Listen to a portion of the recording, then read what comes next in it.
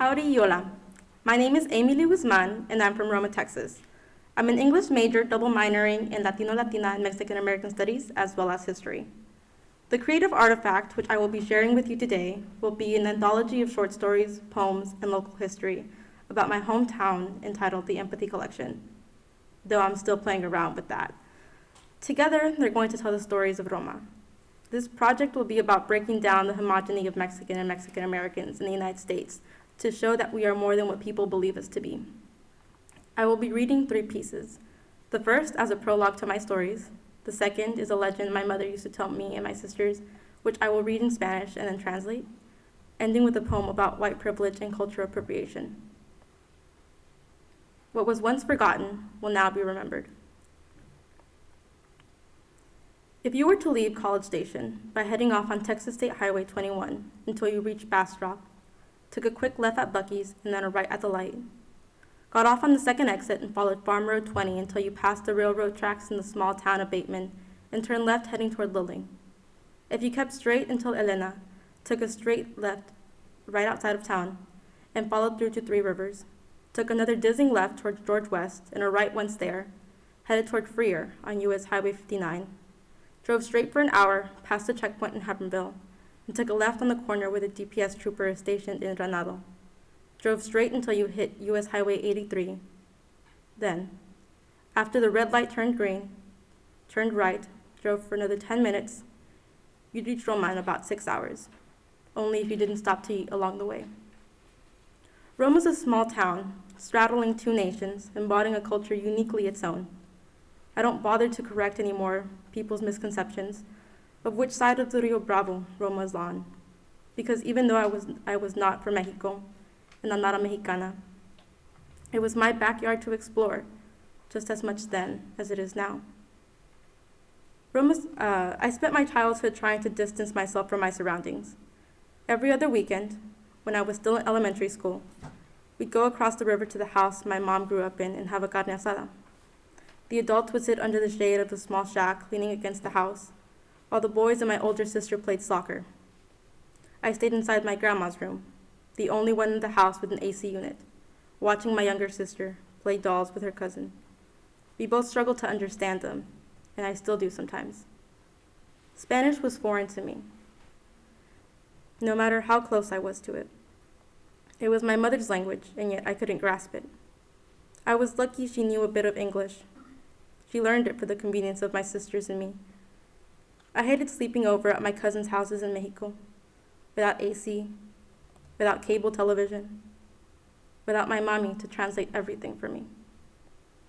Every other year, we would give our hand-me-downs to whoever needed it most. We'd buy clothes at thrift stores for my tios and tias. Crossing the bridge was like entering a different world, something I could leave and forget, only before we surely returned again. I grew up reading books about faraway places and viewpoints of people who never looked like me.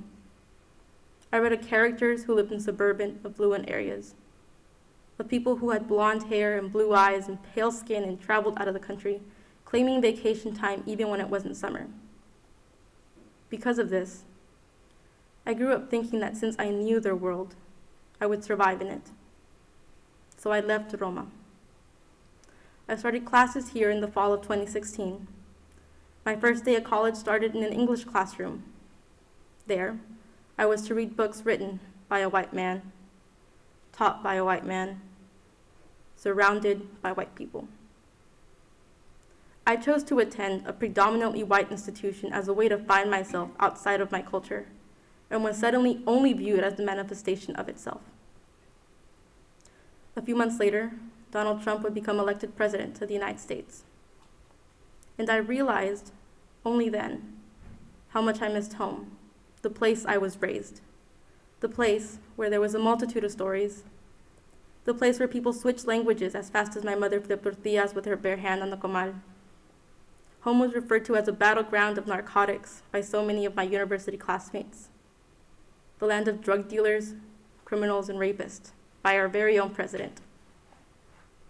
Home was ugly and corrupted with dangerous illegals, as they would say.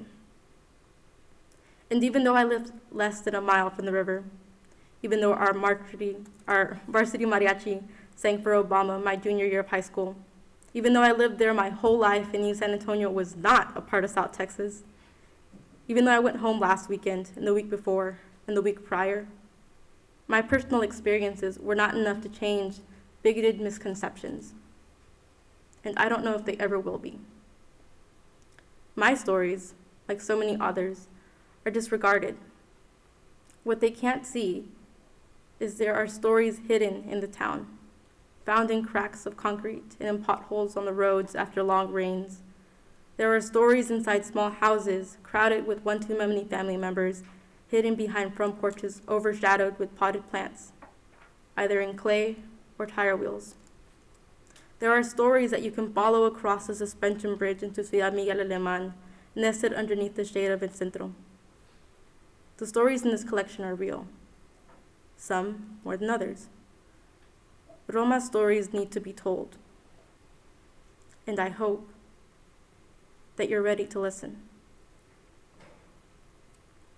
Witch of the Water Tower. ¿Recuerda las historias que mami nos contaba cuando estábamos chiquitas? Las historias que nos contaba cuando cruzábamos el puente a Roma de la casa de abuelita Laya, Miguel Alemán. Como las historias de las neritas. Ellas nadaban en el río.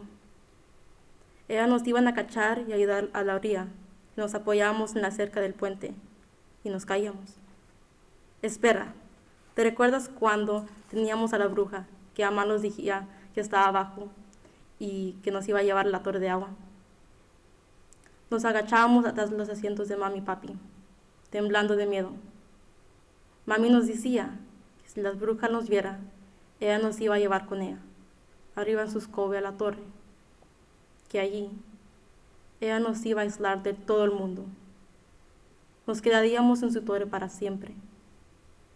Mi recuerdo que mamá nos decía que nos calláramos, que no hiciéramos ruido, que ella nos escucharía.